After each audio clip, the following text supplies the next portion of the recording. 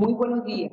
Un saludo especial en nombre de la doctora Diana Alexandra Remolina Botía, presidenta del Consejo Superior de la Judicatura y de los demás magistrados que integran la corporación. Bienvenidos a esta conferencia denominada Derecho a la Salud en la sentencia T-760 de 2008, que hace parte del ciclo de derechos humanos. La acción de tutela en Colombia ha sido implementada como uno de los mecanismos más empleados por los ciudadanos para garantizar y proteger el derecho a la salud, y es por esta razón que la Corte Constitucional, a partir de su activismo judicial, ha consolidado diversas decisiones en donde se protege, se resguarda y se garantiza el derecho a la salud. Y en este sentido, las múltiples tutelas realizadas en contra del sistema de salud, que en julio de 2008 se emitió la sentencia T-760 de 2008, en donde se realizó un análisis estructural de la crisis en el acceso a la salud, impartiendo un conjunto de órdenes generales encaminadas a conjurar las fallas de regulación respecto a los planes de beneficios, la sostenibilidad financiera, el flujo de recursos del sistema y la cobertura del mismo. En el día de hoy tenemos el honor de contar con la participación de la doctora Leana Yolima Reina Puta, abogada de la Universidad de Caldas, especialista en Derecho Laboral y Relaciones Industriales de la Universidad External, magíster en Derechos Sociolaborales de la Universidad de Barcelona, profesional especializada de la Corte Constitucional en la Sala Especial de Seguimiento a la sentencia T-760 de 2008.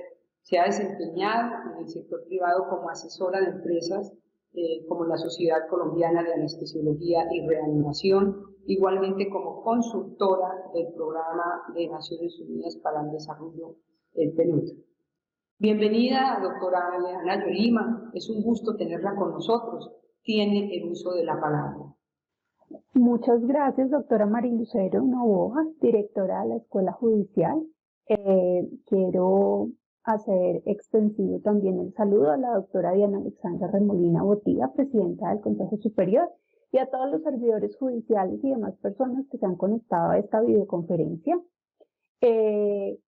Como les decía la doctora Novoa, yo estoy vinculada a la Corte Constitucional y directamente a la Sala Especial de Seguimiento a la sentencia T-760, y es por esta razón el despacho del doctor José Fernando Reyes Cuartas me ha delegado para que en esta oportunidad les hable sobre la sentencia T-760, el proceso de seguimiento al cumplimiento de las órdenes que en ella se impartieron y sobre el impacto que las mismas han tenido en el goce efectivo del derecho fundamental a la salud. Entonces, procederé a compartirles pantalla para que podamos trabajar con una presentación que hemos preparado y así podemos ir avanzando en la temática. Vamos a hablar sobre el derecho fundamental a la salud y lo que fue la sentencia T-760 de 2008. Para empezar, vamos a tener un poco la contextualización de lo que fue o qué estaba ocurriendo al momento de proferirse la T-760 de 2008. Lo primero que les quiero contar es que esta sentencia fue una sentencia de tutela proferida el 31 de julio de 2008 por la Sala Segunda de Revisión de la Corte Constitucional.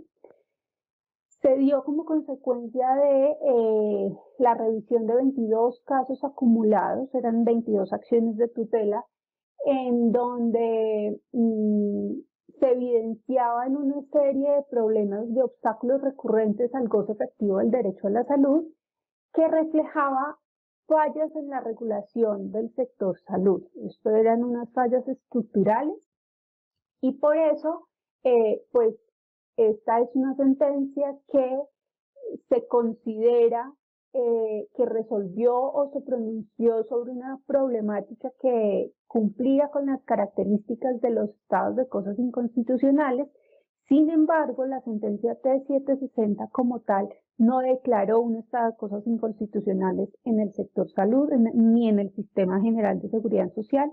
Sin embargo, siempre hemos entendido que esto es un estado de cosas inconstitucionales implícito. Para proferir la sentencia, la Corte tuvo en cuenta las siguientes fuentes normativas: la Ley 100 del 93 y la Ley 1122 de 2007. Además, tuvo en cuenta todos los pronunciamientos o la extensa jurisprudencia que en materia de salud existía ya en ese momento.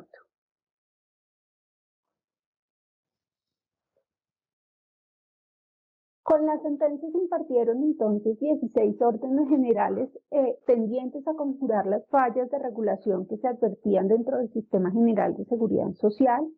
Estas órdenes fueron dirigidas hacia el órgano regulador, pues esto es hacia el Ministerio de Salud y Protección Social, al ente de inspección, que en este caso es la Superintendencia Nacional de Salud, así como a los entes de control, vigilancia del sector salud, al FOSIGA en ese momento.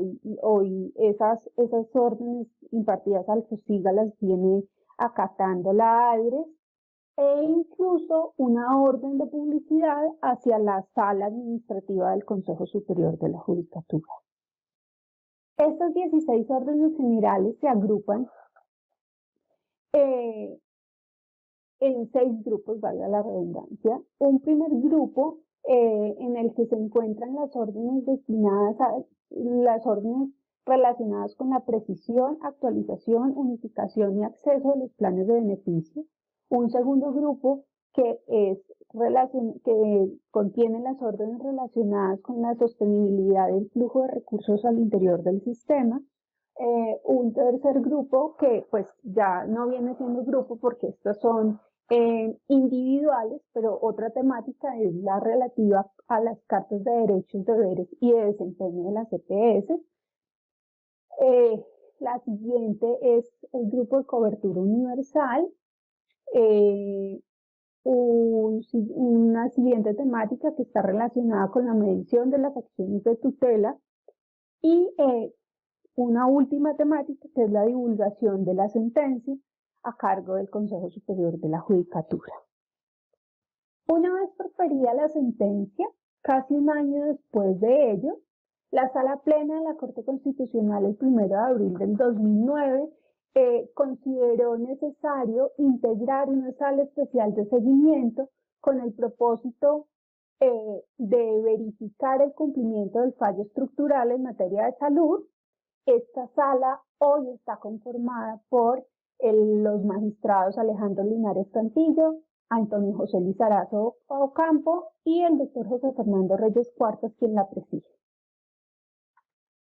¿Cuál era el propósito? ¿Cuál es el propósito de la sala especial?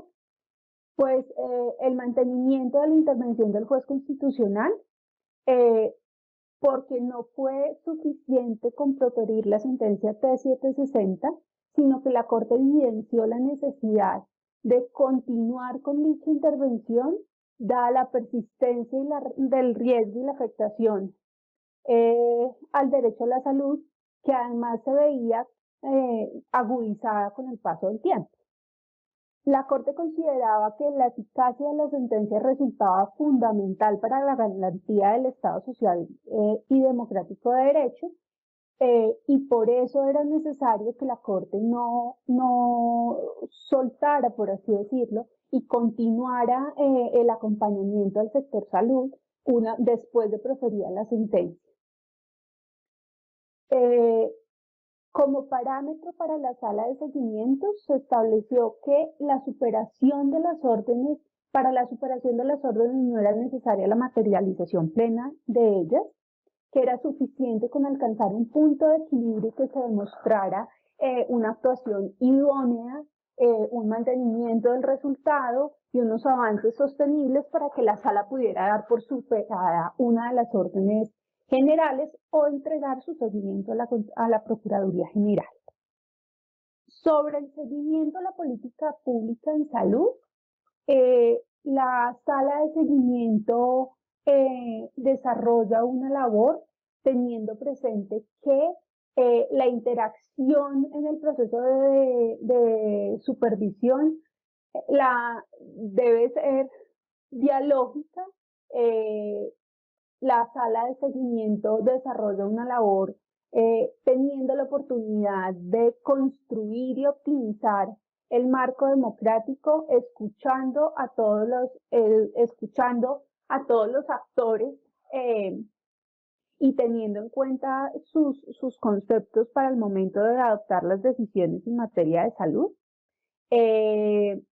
La sala cree que este proceso dialógico brinda mayor legitimidad dada la participación de los potenciales beneficiarios de las medidas.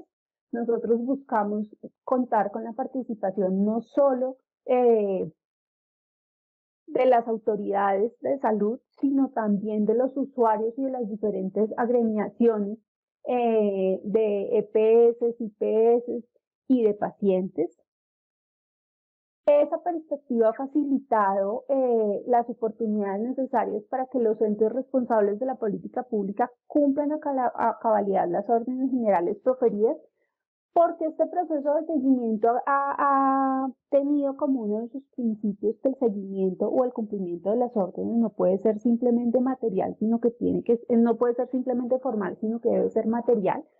Y este proceso nos ha permitido verificar esos cumplimientos materiales.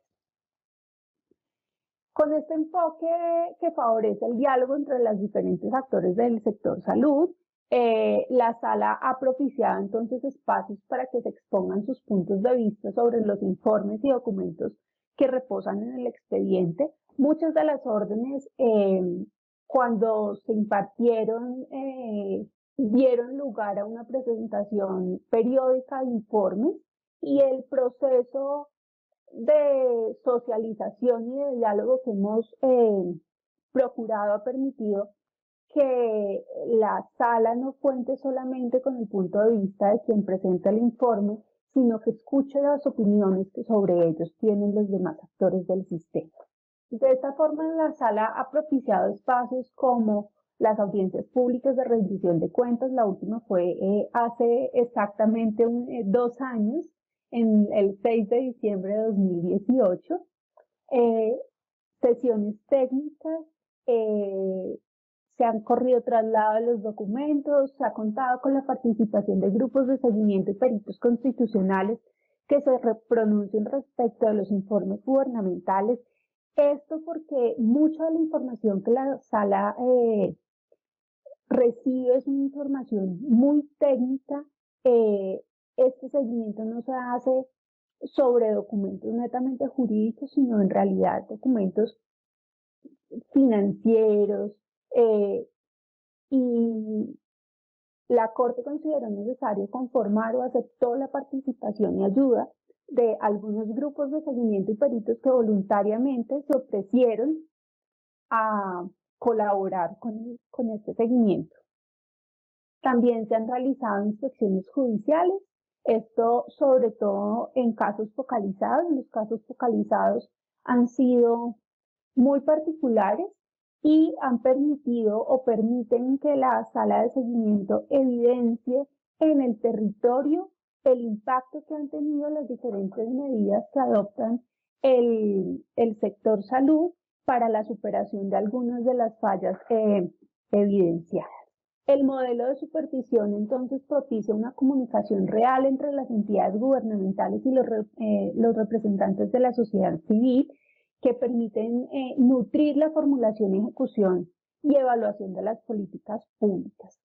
Esto también nos ha ayudado a que la Corte dimensione de alguna forma el alcance de las órdenes que imparte o de los ajustes que realiza a dichas órdenes en el momento de proferir los autos de valoración, porque ha escuchado a todas las partes y sabe las implicaciones de las decisiones que adopta.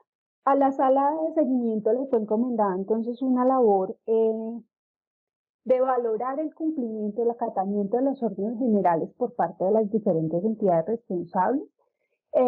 Para ello, entonces, analiza los documentos remitidos por los responsables, los conceptos allegados por la sociedad civil, y de esta forma puede contar con material plural y suficiente para tomar las decisiones, sin que ello incida en la autonomía que le asiste a la corporación para adoptar sus providencias. Nosotros escuchamos y tenemos muy en cuenta todos los comentarios que nos hacen los diferentes actores del sistema.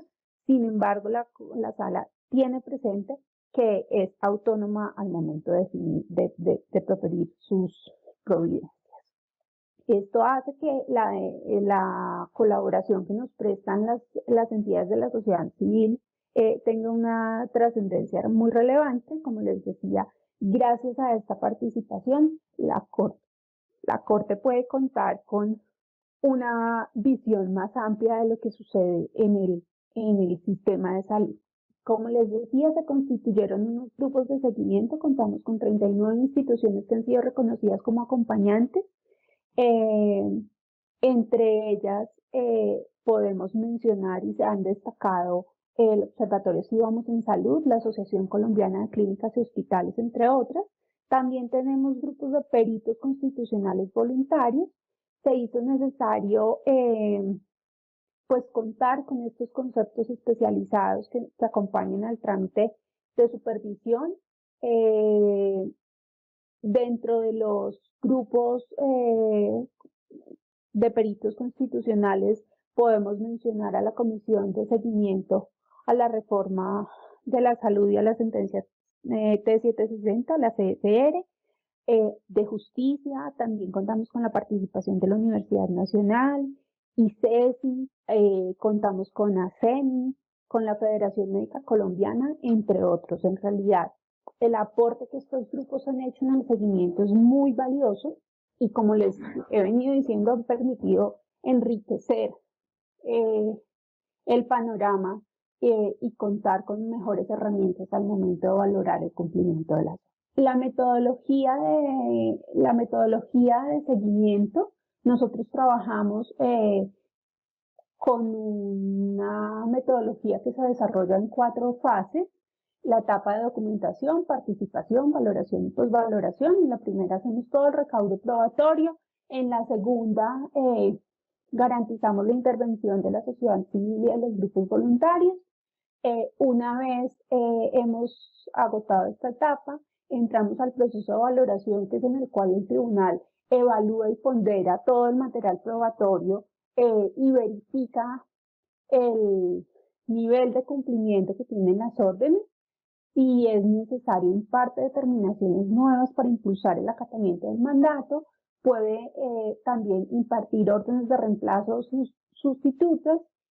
También hace traslados a los órganos de control cuando considera que debe intervenir otra entidad o que algunos asuntos deben ser investigados por alguna otra entidad. Y si se analiza la posibilidad de suspender o cesar el seguimiento. Una vez emitida los autos de valoración, entramos en una etapa de postvaloración. Damos un poco de tiempo para que las diferentes entidades puedan cumplir con todas las disposiciones contenidas en los autos de valoración para nuevamente empezar con el recaudo de la información y continuar con nuestro proceso de valoración. Aquí tenemos, este es un círculo, pues es un proceso cíclico. Vamos agotando las etapas y volvemos a reiniciar una vez terminamos con la valoración. ¿Cómo se valora o cómo ha valorado la sala de seguimiento el cumplimiento de las órdenes? Mediante Auto 411 de 2015 estableció unos niveles de cumplimiento. Nosotros no contamos con unos indicadores como tales para verificar el cumplimiento, lo hacemos a través de 5 niveles de cumplimiento. Contamos con el incumplimiento general, nivel de cumplimiento bajo, medio, alto y cumplimiento general. Estos niveles se determinan a partir del avance o de la verificación de los siguientes aspectos. Entonces, en primer lugar, se debe estudiar si existen medidas. Si nosotros determinamos que no hay medidas, estaríamos en un escenario de incumplimiento general. Si por el contrario encontramos que hay medidas, verificamos si esas medidas son conducentes para superar la falla detectada en la sentencia, y ahí estaríamos bajo el escenario de un cumplimiento bajo. Si además de encontrar encontrar superado el estatus, se constata que existen medidas conducentes para cumplir el objeto, se continúa con la revisión de los resultados. Si nosotros vemos que hay resultados suficientes, podemos hablar de cumplimiento medio, y si vemos además que esos resultados tienen permanencia en el tiempo y denotan un avance en la superación de la falla estructural, estamos hablando de un cumplimiento alto. Cumplimiento general lo vemos cuando tenemos unos resultados muy significativos, unos avances que permiten concluir que la falla se va a superar, y además vemos si esos resultados se permanecen en el tiempo, si no es producto de una medida y en el momento que dejen de aplicarlo, ese resultado desaparece. Las valoraciones se hacen periódicamente, se hacen por lo general de forma individualizada por orden, y lo que buscamos es llegar, y ese ciclo de valoración culmina o con la suspensión o el cierre de seguimiento. Lo suspendemos cuando hay un nivel de cumplimiento alto y lo cerramos cuando hay un acatamiento general o cuando se logra determinar que la superación material de los motivos que dieron lugar a la orden ya no producen efectos jurídicos. Este es como el panorama de lo que dio lugar a la sentencia y de lo que ha sucedido dentro de la corporación con posterioridad a su emisión, así como los parámetros básicos con los cuales la sala especial se guía para efectuar su labor de seguimiento. Ahora les voy a contar un poco cuál es el estado de cumplimiento de las órdenes generales, y con eso les voy a ir explicando una a una qué era lo que pretendía y por qué fue necesario emitirlas. Tenemos un primer grupo de órdenes que son las denominadas de acceso. Este grupo está conformado por 8 órdenes, una global que es la orden 16, y otras 7 órdenes que tocan aspectos puntuales relativos con el acceso. De este grupo de órdenes es preciso señalar que la misma sentencia T760 dijo que la orden global de acceso, o sea, la orden 16, solo se entendería superada una vez fueran superadas las demás órdenes de ese grupo. La orden 16 entonces es la orden global de acceso. Su alcance estaba fijado en que buscaba superar las fallas de regulación de los planes de beneficios con el propósito de garantizar que sus contenidos fueran precisos, actualizados, unificados para los dos regímenes, y garantizar el acceso a los servicios de salud sin que las EPS y las IPS negaran los servicios. Esta es una orden muy grande y buscaba recoger muchas de las problemáticas que se presentaban en ese momento. Recuerden todos los problemas que había con la formulación de medicamentos no POS, con las discusiones que habían entre las EPS y las IPS y los pacientes frente a lo que era POS o no POS, y todos los inconvenientes que esas discusiones y dudas generaban en la prestación del servicio, que de alguna forma lo hacían nugatorio. Esta es una orden que está en etapa de valoración, teniendo en cuenta que el mandato pide que se establezcan los niveles de cumplimiento de las demás órdenes. Apenas estamos logrando o evidenciando avances en esas órdenes que permitan entrar a hacer esta valoración. Tenemos la orden 17 y 18. Estas son unas órdenes que estamos valorando en conjunto porque la temática lo permitía. La orden 17 ordenaba actualizar integralmente el POS, garantizando la participación de la comunidad médica y de los usuarios del sistema de salud. Y la orden 18 disponía que a partir de esa actualización, de forma periódica, se continuara haciendo la actualización del POS. Esto ordenaba que se haga cada año. A esta orden se le han hecho varias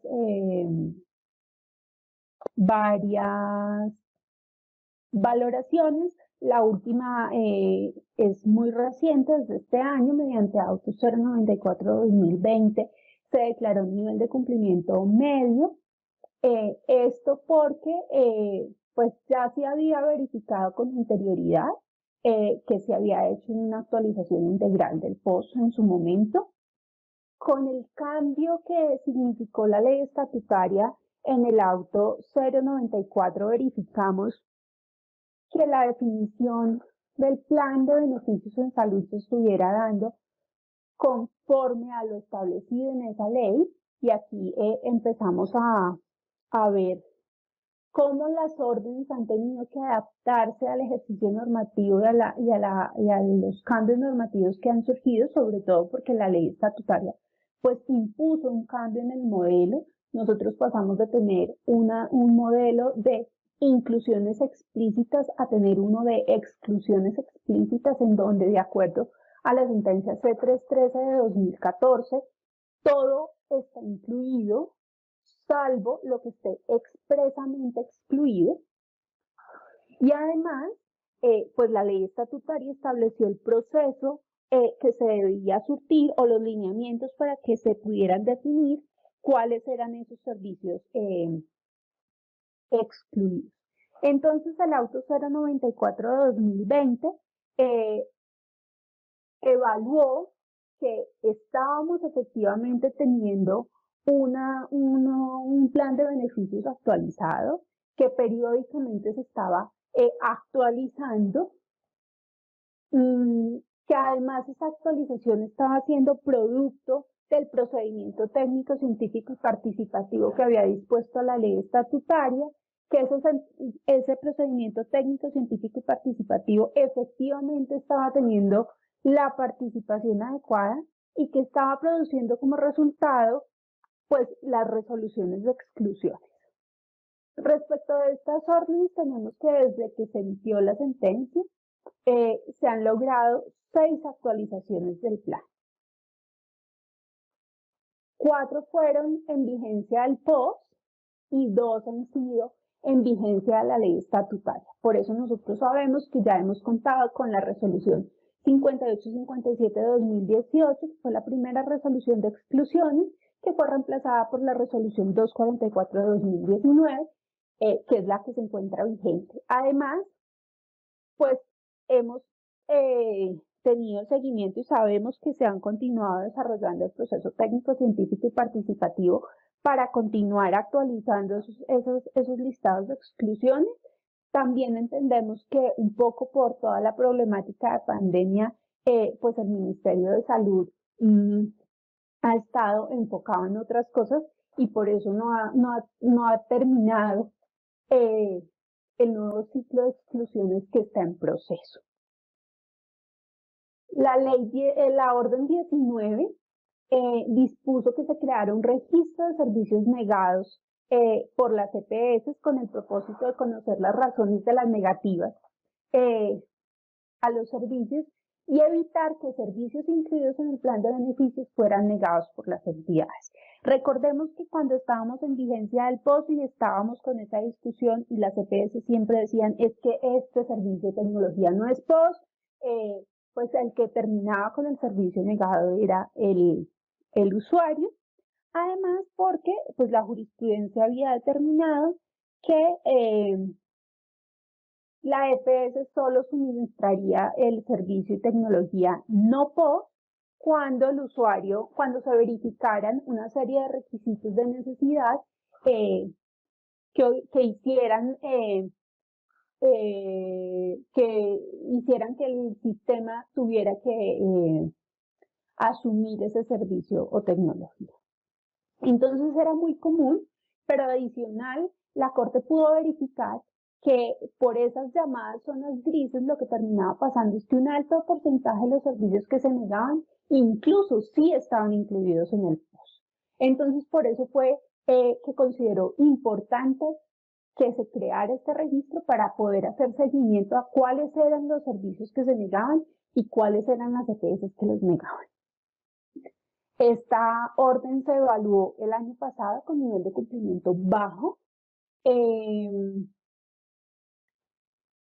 ministerio había avanzado en el registro, en la creación del registro. Sin embargo, cuando emitió la normatividad del IPRES, derogó el registro del régimen contributivo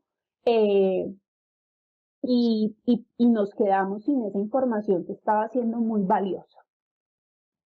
Por eso, al ver que se había derogado el registro de prestación de servicios del régimen contributivo y que no había avances para un registro real, se ordenó la creación de ese registro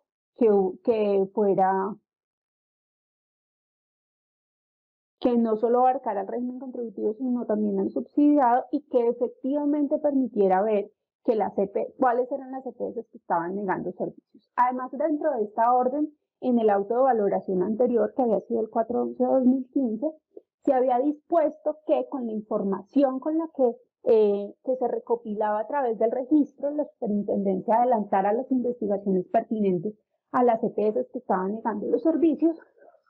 Y asimismo se había dispuesto que se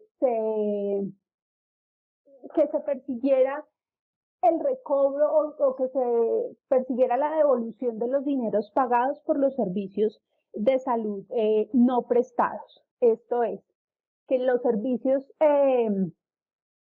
incluidos en el plan de beneficios, en su momento el POS, ahora en el PBS, con cargo a la UPC, que estando incluidos eran negados, que las EPS tuvieran que devolver el valor de la UPC que habían recibido por ese usuario durante el mes en el que negaron el servicio. Esto a modo de sanción. El auto 120 de 2019 reiteró esa sanción. La orden 20 es el ranking de EPS e IPS y lo que buscaba era determinar cuáles eran las EPS e IPS que con mayor frecuencia negaban los servicios incluidos en el POS, así como las medidas adoptadas frente a ellas por las negaciones de los servicios. En realidad en esta orden se avanzó un poco respecto de las EPS, pero de las IPS no ha avanzado. Eso hizo que mediante auto 591 del 2016 se declarara el nivel de cumplimiento bajo para IPS y alto para EPS y medio para EPS. En realidad con IPS no existe un verdadero ranking. La herramienta que desarrollaron lo que permitía era comparar una IPS y otra, pero en zonas, dependiendo de la ubicación geográfica, pero no emitía un listado en donde se dijera cuál era la mejor IPS o cuál era la peor. Esto sí sucede con el ranking de las EPS. Sin embargo, la Corte encontró algunas falencias que hizo que fuera calificado con un cumplimiento medio.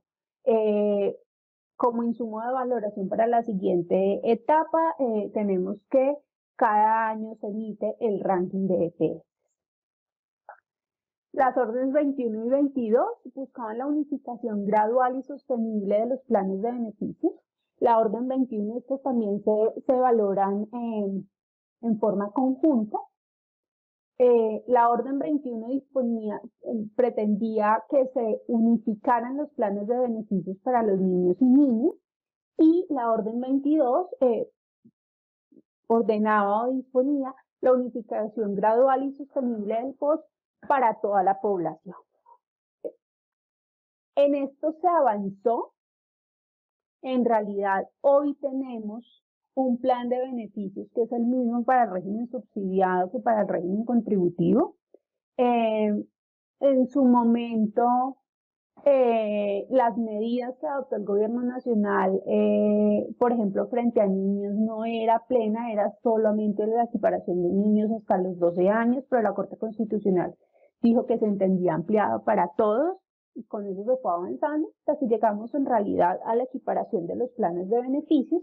Sin embargo, esto tiene un componente adicional, y es que como se reconocen UPCs diferentes para el plan, para el régimen contributivo y para el régimen subsidiado, pues en realidad se dispuso que se tenía que crear una metodología apropiada para establecer que esas UPC eran suficientes.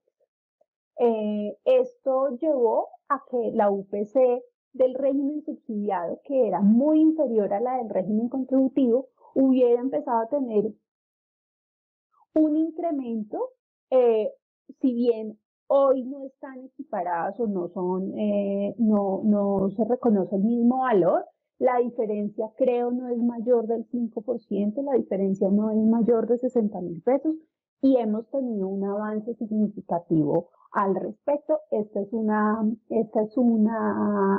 orden que está en proceso de valoración en este momento. La orden 23 disponía la creación de un mecanismo de autorización directa para los servicios no POS. Recordemos que antes, cuando los servicios eran no POS, tenían que ser sometidos, y ni siquiera los servicios, los medicamentos se sometían al comité técnico científico, pero el resto de cosas era acciones de tutela, porque los médicos no podían prescribirlos, y si los prescribían, las EPS no los autorizaban. Y eso se constituye en una barrera en el acceso a los servicios de salud. La orden entonces dispuso que se creara un mecanismo para que los servicios y tecnologías fueran autorizados de forma directa. Mediante Auto 01/2017 se declaró el nivel de cumplimiento bajo. Se dispuso que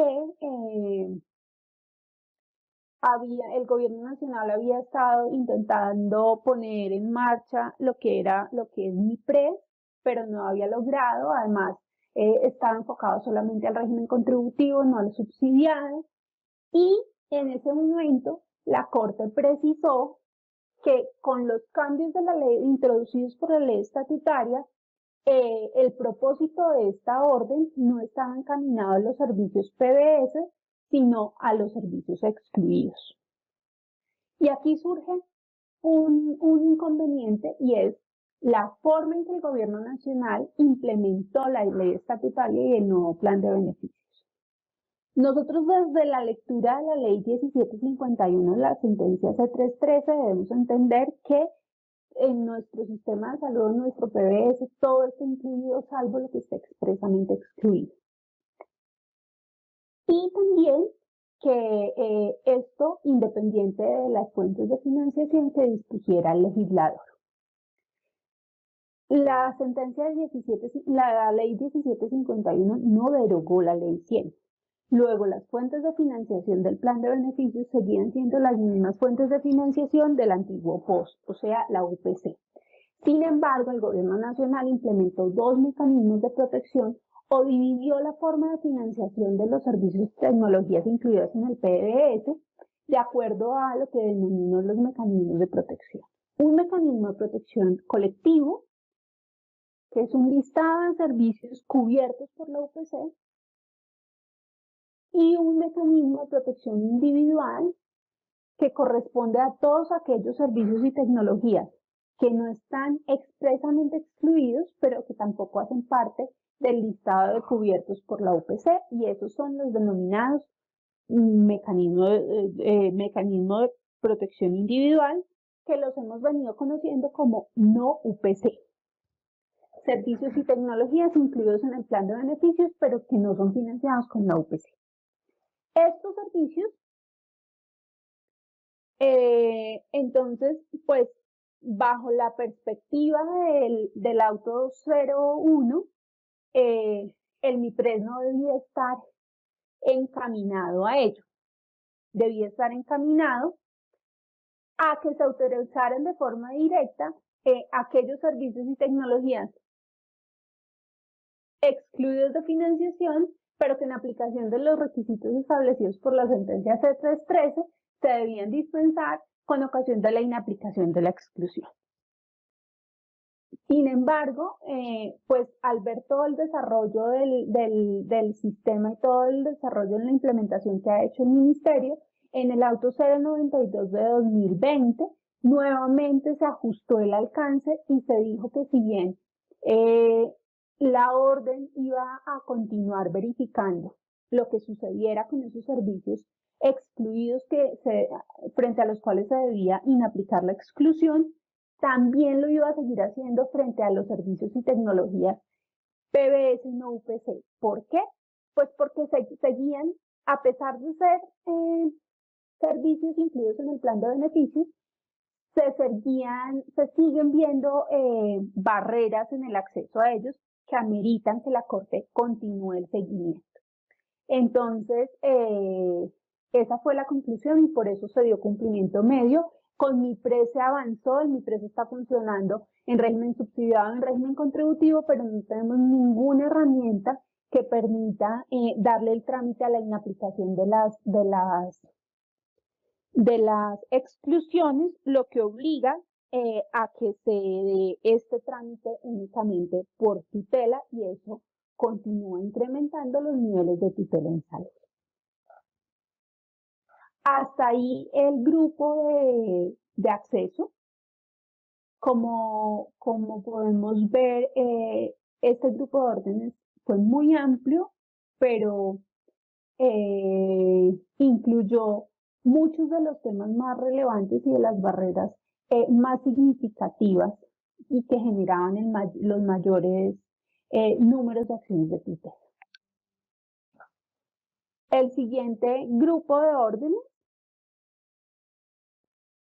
es el de sostenibilidad financiera, está integrado por cuatro órdenes solamente. La orden 24, que es la orden global, que busca asegurar un flujo de recursos ágil y suficiente, que sea oportuno, que se solucionara el flujo de recursos derivado de los recobros y además que se atacaran el tema de corrupción dentro del sistema para salvaguardar los recursos del sistema de salud. El año pasado, mediante Auto 240-2019, se calificó con cumplimiento medio el componente de sobrecostos a medicamentos. Ustedes no sé si tienen presente que desde el ministerio del doctor Gaviria se empezó a implementar una política de control de precios de medicamentos y se puso un precio máximo de medicamentos y eso ayudó a controlar un poco este fenómeno.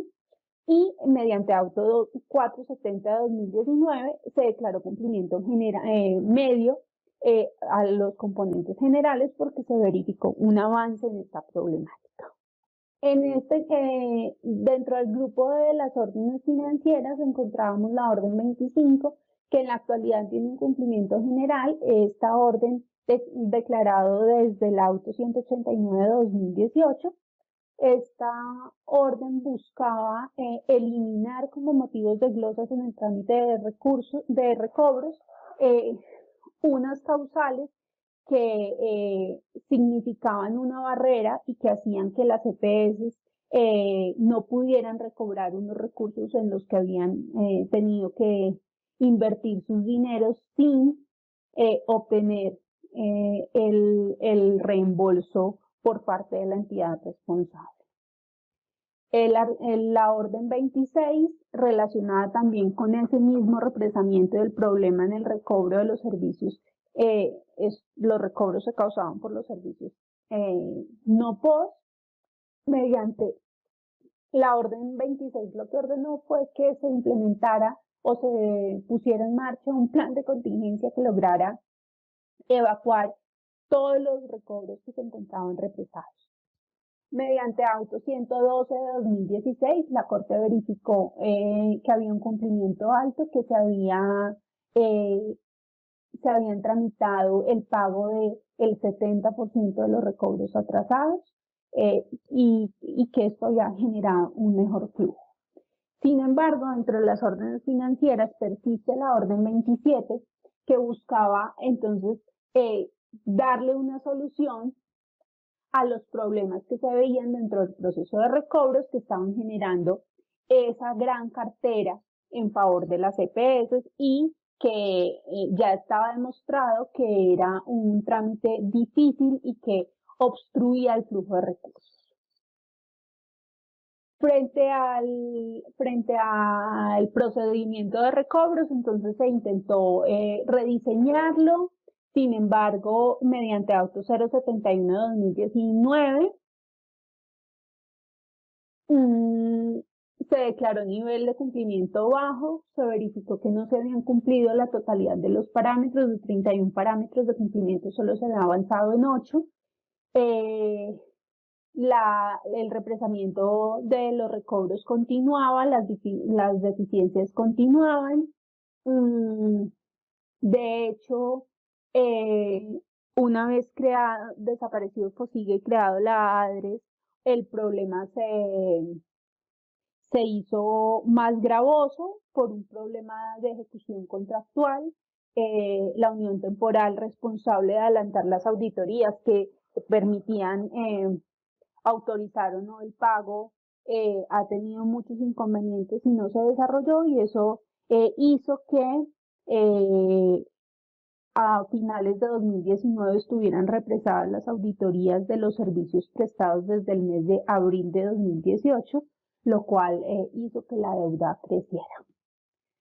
Es una orden que está en proceso de valoración, sin embargo, pues aquí es preciso señalar que el Plan Nacional de Desarrollo de 2019 creó una nueva forma de pago para los servicios y tecnologías PBS no UPC, que son los que actualmente se estarían recobrando, que es el denominado sistema de techos y presupuestos máximos, que se constituye en un pago ex ante de estos servicios. Esto viene siendo más o menos como una segunda UPC, pero para que se cubran los servicios PBS no UPC. Entonces, desde marzo de este año, las EPS dentro de los 10 primeros días del mes reciben una suma de dinero con la cual deben pagar los servicios y tecnologías PBS no UPC que se causen. Con eso se buscaba, pues, que desaparecieran esos procesos que impedían el flujo de recursos con ocasión de los recobros. La siguiente orden es la orden 28, que estaba encaminada a garantizar el derecho a información de los usuarios, pretendía que se garantizara que los usuarios del sistema conocieran sus derechos y deberes, así como el desempeño de las diferentes EPS. Frente a este tema, las EPS y el Ministerio hicieron un trabajo muy juicioso y mediante Auto 549 de 2018 se declaró el cumplimiento general de la orden y se realizó el seguimiento. Se pudo verificar que los parámetros eran adecuados, que se había expedido la reglamentación de contenido y elaboración de las cartas, que se estaban entregando, que el Ministerio hace un seguimiento a esa entrega y que los pacientes estaban accediendo en realidad a la información. Uno de los indicadores que nos mostraron decía que el 94% de los nuevos usuarios, de los nuevos afiliados a los cuales se les entregaba la carta de derechos y deberes, habían indicado que la habían leído y que frente a las dudas un funcionario de la EPS les había ayudado a resolverlas. Entonces eso nos permitió avanzar y cerrar el seguimiento por cumplimiento general. La siguiente orden es la orden de cobertura universal. Busca asegurar la cobertura universal y sostenible en el Sistema General de Seguridad Social a toda la población colombiana. Esto en cumplimiento del mandato constitucional, del mandato internacional. Es una orden que está en proceso de valoración. Nosotros hemos partido de la base de que la cobertura universal que pretendía la 760 no significa solamente afiliación al sistema, sino acceso efectivo a los servicios de salud, y por eso consideramos que hasta tanto no se avance realmente en la orden 16, la orden general de acceso, pues tampoco vamos a poder encontrar un avance real en la cobertura universal, porque pues está muy bien que los colombianos o que los habitantes del territorio nacional estemos afiliados a un sistema de salud, pero es más importante aún que además de estar afiliados, cuando necesitemos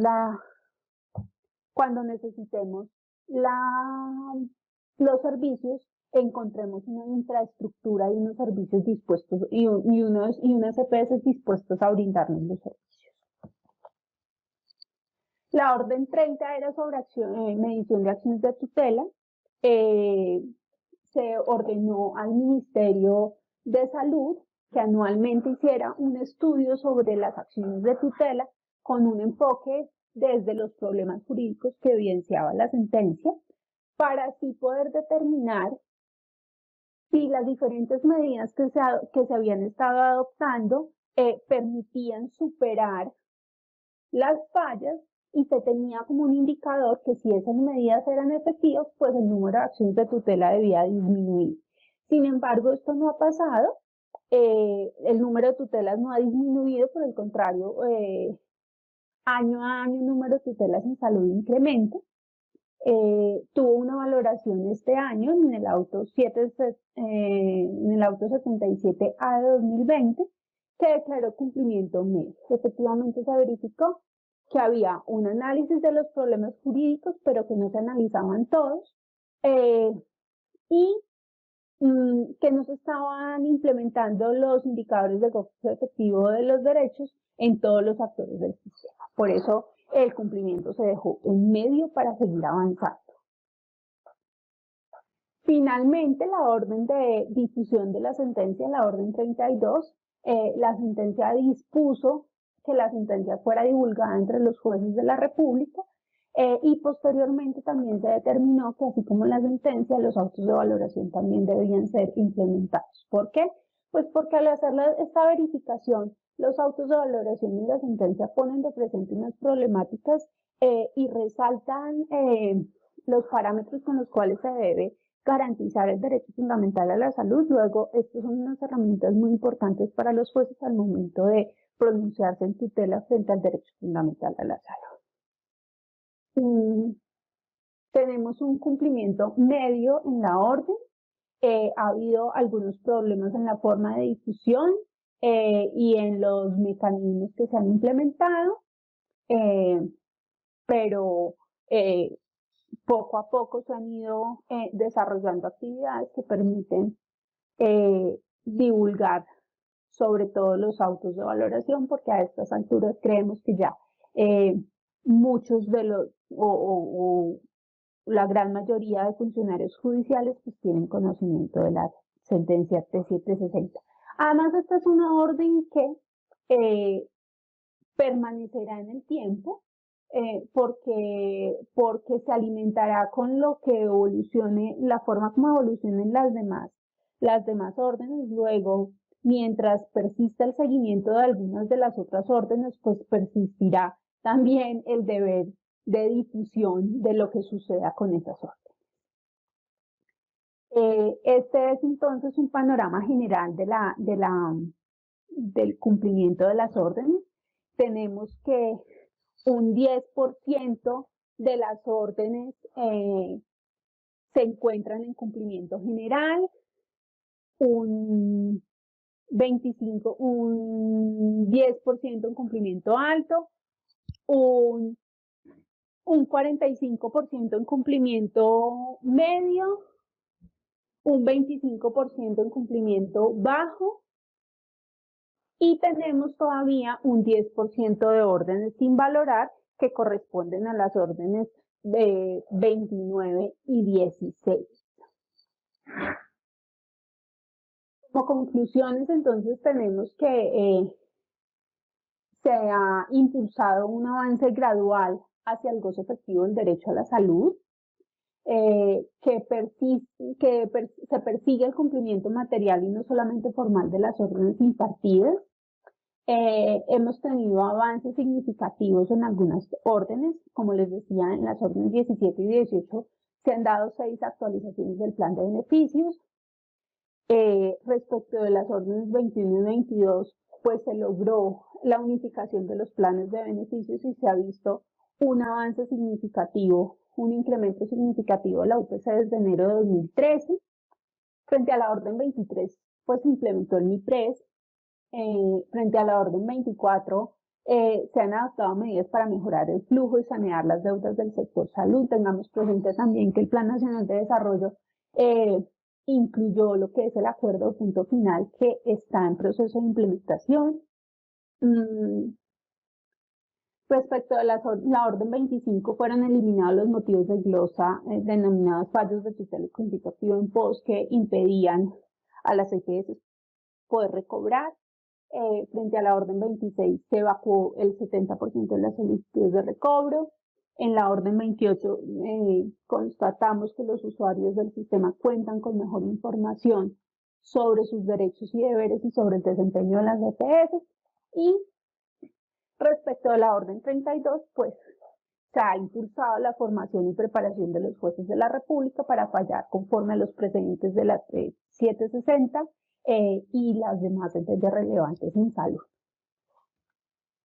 Muchas gracias. Doctora Leana Yorima, muchas gracias a usted por su muy descriptiva y clara exposición acerca de esta sentencia tan importante para el cumplimiento de uno de los cometidos más importantes del Estado, como es la salud. Vamos al fragmento de preguntas, doctora Leana. Y la primera, ¿cuáles son las mayores dificultades que enfrenta el seguimiento de la sentencia T760 de 2008? Muchas gracias, doctora Novoa. Nosotros, la sentencia, el seguimiento tiene varias dificultades. Una de ellas es su extensión en el tiempo. Claramente que hayan pasado más de 11 años desde el momento en que se expidió la sentencia, pues pone en riesgo un poco la efectividad de las órdenes que imparte la Corte Constitucional. La persistencia de los problemas estructurales es problemática para nosotros porque a pesar de llevar trabajando, como les digo, más de 11 años, pues seguimos evidenciando. Sin embargo, somos conscientes que la problemática en salud es una problemática muy grande y que hemos contribuido y avanzado un poco. Esa misma extensión en el tiempo ha hecho que el expediente de la sentencia T760 tenga un volumen muy grande, es muy grande. Nosotros contamos con más de 66.000 folios.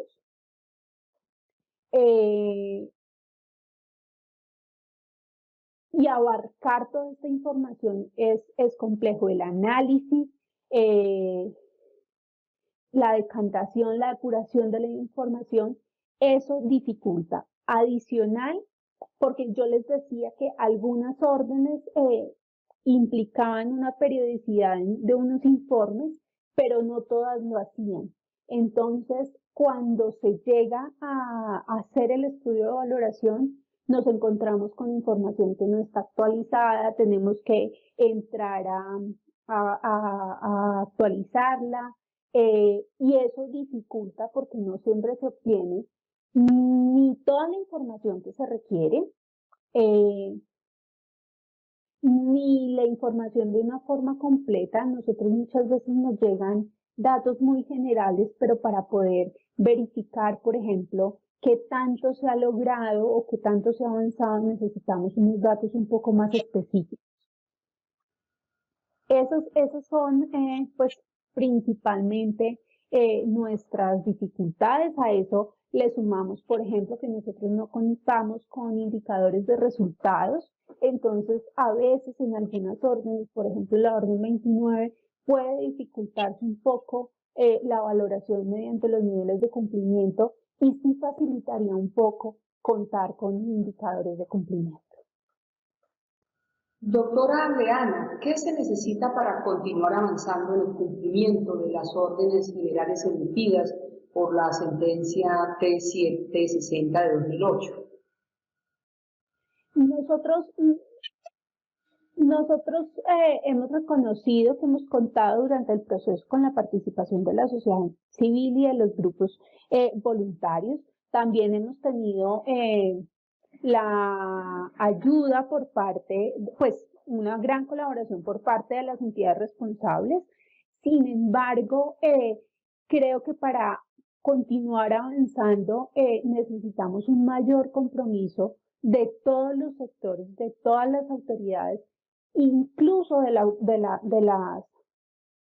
los pacientes y de la sociedad civil, pues es que alcanzar un goce efectivo del derecho a la salud no puede ser tarea exclusiva del regulador y necesita que todos pongamos de nuestra parte. Nosotros desde el seguimiento pedimos esa colaboración porque en la medida que nos siguen enriqueciendo y nos siguen poniendo presentes las problemáticas, nosotros podemos contar con mayores herramientas al momento de decidir. Pero en realidad sí se necesita un mayor apoyo y de alguna forma también un poco de conciencia por parte de cada uno de los actores de no solo actuar frente a la sala de seguimiento para cumplir ante la sala de seguimiento, sino un poco de compromiso en el cumplimiento de las obligaciones de cada uno. Necesitamos que las EPS presten los servicios en las condiciones en las que deben prestarlos porque legalmente así debe ser. Necesitamos que las IPS presten los servicios en condiciones de calidad porque así debe ser. Y necesitamos que los usuarios sean conscientes que tienen derecho a unos servicios pero que también tienen unas obligaciones.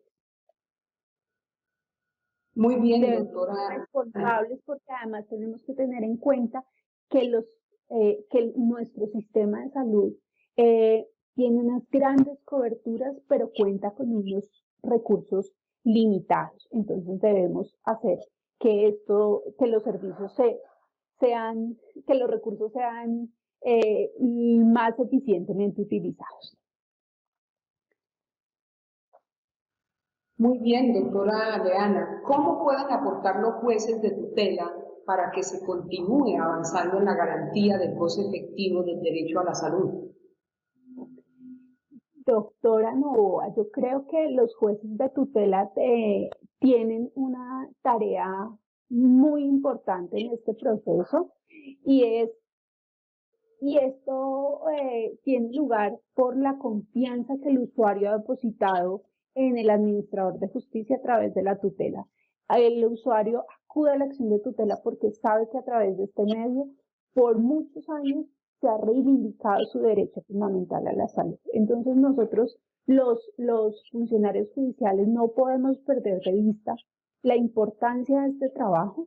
Además, también podemos contribuir en darles a los usuarios un poco de claridad frente a lo que realmente tienen derecho a cómo funciona el sistema de salud, porque si ustedes ven con ocasión de los cambios que trajo la ley estatutaria, hemos visto que se confunde y el lenguaje y la forma en cómo a la gente se le prescribe, se le dice y se le envía para que tramite, ha generado confusión. Entonces también el juez de tutela desde sus providencias puede ayudar a hacer un poquito de pedagogía y a enseñarle a los usuarios en realidad a qué tiene derecho y cómo debe acceder a los servicios. Con eso nosotros podemos avanzar un montón.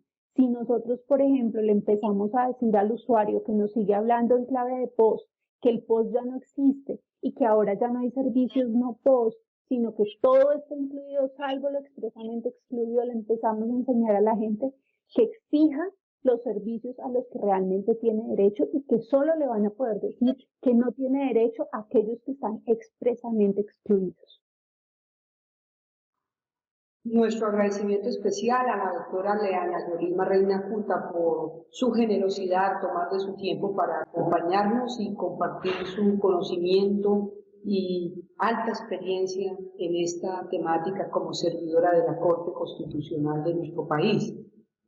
Hoy nos ha explicado la importancia de capacitar a los jueces y magistrados, abogados y todos los que de una u otra manera articulan el sector justicia sobre esta sentencia T760 de 2008, que ha influido en muchos debates actuales sobre el sistema de salud de nuestro país, en donde la Corte Constitucional se ocupó de los problemas sistémicos que se presentan en el acceso y regulación del sistema de salud. Pero pese a ello, ya han pasado muchos años de haber sido emitida esta sentencia y persistiendo aún más en el cumplimiento de varios de sus órdenes estructurales, poniendo de manifiesto que existen grandes retos frente a la promoción de una mayor igualdad en el área de la salud en Colombia, en donde el contexto sociopolítico dificulta enormemente la posibilidad de un diálogo público transparente sobre el alcance y significado del derecho a la salud. Como usted bien lo decía, doctora, se necesita la articulación institucional para el cumplimiento adecuado de este importantísimo cometido estatal como es el derecho a la salud. Usted bien lo ha dicho y lo ha expuesto en el día de hoy, el juez es la última ratio y hay debilidades y deficiencias por parte del Estado en el cumplimiento de este importante derecho. Un agradecimiento especial también a todos los servidores y servidoras judiciales y a todas las personas que de una u otra manera interactúan en el sistema judicial colombiano y que se han interesado en esta conferencia. Y para terminar, a propósito del tema tan correctamente expuesto por nuestra invitada, nos despedimos con una frase del líder pacifista Mahatma Gandhi: la salud es la riqueza real y no piezas de oro y plata. Muchas gracias, feliz resto de día para todos y para todas.